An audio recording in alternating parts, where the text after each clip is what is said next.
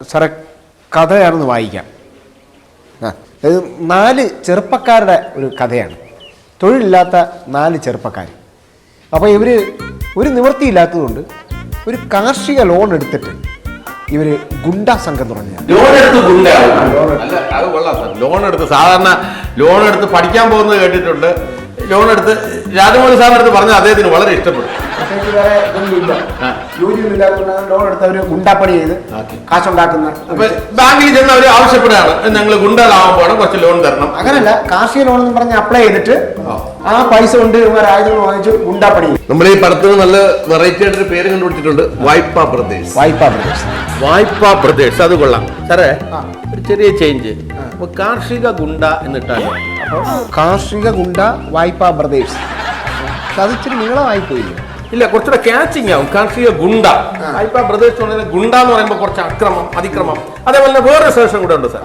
ഈ ബാങ്ക് മാനേജറുടെ മകനും ഈ ഗുണ്ടാ സംഘത്തിൽ പെട്ടാലോ ഒരു ഡ്രാമ ഉണ്ടാവും. രാജമൗലി സാറ് പറഞ്ഞിട്ടുണ്ട്, ഡ്രാമ വേണം.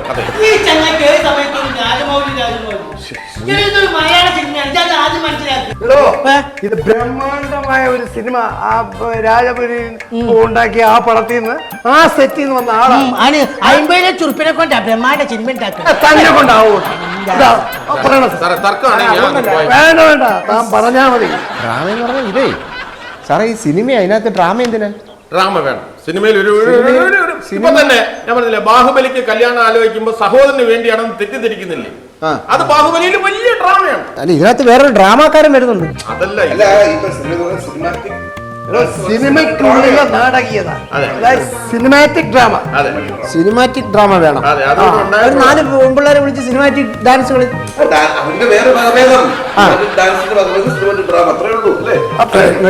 അങ്ങനെ ഈ 4 ചെറുപ്പക്കാരും കൂടെ ഒരുപാട് കാശ് സമ്പാദിച്ചിട്ട് ഇവര് അവസാനം സ്പ്ലിറ്റ് ആകും. കാരണം 4 പെൺകുട്ടികൾ അവരുടെ ജീവിതത്തിലേക്ക് വരും. 4 കമിതാക്കൾ 4 പെൺകുട്ടികൾ പ്രേമിച്ചവരാണ്. 4+4 8. അതെ, 4 കാമുകന്മാര് 4 കാമുകന്മാര്. അങ്ങനെ ഇവരെല്ലാവരും കൂടെ ചേർന്ന് പ്രണയിച്ച് ഇവര് പെണ്ണുങ്ങൾ വരുമ്പോഴത്തേക്ക് ഇവരുടെ സ്നേഹവും ഇവരുടെ വിശ്വാസവും എല്ലാം ചിന്ന പിന്നെ തകരുകയാണ്. ഈ ഗുണ്ടകൾ തമ്മിൽ ഗുണ്ടകളാണ് വലിയ വിഷയമാണ്. പെൺകുട്ടികൾ കാരണം ഗുണ്ടകൾ തമ്മിലുള്ള ഐക്യം തകരുകയാണ്. അവിടെയാണ് ട്വിസ്റ്റ് വരുന്നത്. സാറേ, വേറെ കാര്യമുണ്ട്. ഈ ബാഹുബലിയുടെ ഒരു ഇത് വെച്ച് ചോദിക്കാണ്, ഗുണ്ടബലി എന്നാക്കിയാൽ. ബാഹുബലിയുടെ ഒരു ഇതും കൂടെ ഒരു ഹാങ് ഓവറിൽ നിൽക്കുകയാണ്, ജനം മുഴുവൻ അതിൽ നിൽക്കുകയാണ്. വേണ്ട, ഒരു കാര്യം ചെയ്യും, ഉണ്ടബലി നോക്കിക്കോ. ഉണ്ടബലി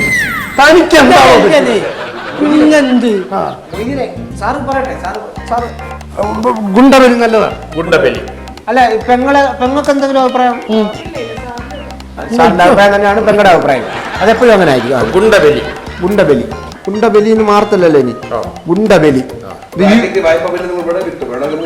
അതെ അങ്ങനെ പറഞ്ഞപ്പോഴാണ് ഓർത്തത്, ഈ ഗുണ്ടയുടെ കാര്യം പറഞ്ഞപ്പോഴായി. ഇപ്പോഴും ഇവിടുത്തെ തിരുവനന്തപുരത്തെ ജയിലിലൊക്കെ ഗോതമ്പുണ്ട തന്നെ. അല്ല, ഗോതമ്പുണ്ടാണോ? കണ്ട ഓൺ ഏതോ ജയിൽ പുള്ളിയാ ഇത് കാണുന്ന സമയത്ത് ഉണ്ടിയാണ്. ഇപ്പൊ അതൊക്കെ മാറി. നമ്മക്കോനെ കണ്ടപ്പോഴറിയുന്നേ. ഇതിപ്പോ ഇങ്ങനെ അപമാനിക്കാനാണ് ഞാൻ.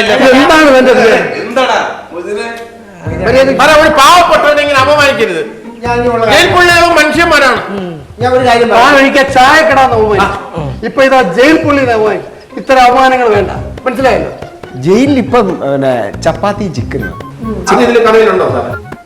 ഇതിനകത്ത് നമുക്ക് ചപ്പാത്തി ഉണ്ട്, ചിക്കൻ കറിയില്ല. ഈ സിനിമയില് അവിടെ ചിക്കൻ കപ്പന്നൊന്നും പറഞ്ഞിട്ട് കാര്യമില്ല. ഇവിടെ ഒരു നേരം രാത്രി ഒരു നേരം ഇത്തിരി ചിക്കൻ കറിയാ കഞ്ഞിന്റെ കൂടെ തരാൻ പറഞ്ഞിട്ട് ഈ മനുഷ്യൻ തന്നില്ല. ഈ മനുഷ്യൻ തന്നില്ലേ? സാറേ, ഇന്ന് നമ്മൾ കുറച്ച് പട്ടിണി കിടന്നാൽ നാളെ നമുക്ക് ചിക്കൻ കഴിക്കാം അല്ലേ? നാളെ നമുക്ക് ചിക്കൻ കഴിക്കാം. അവിടെ എങ്ങനെയായിരുന്നു രാജമൗലി സാറൊന്ന് പറഞ്ഞിട്ട് ഞാൻ പറയാമല്ലോ സാറേ.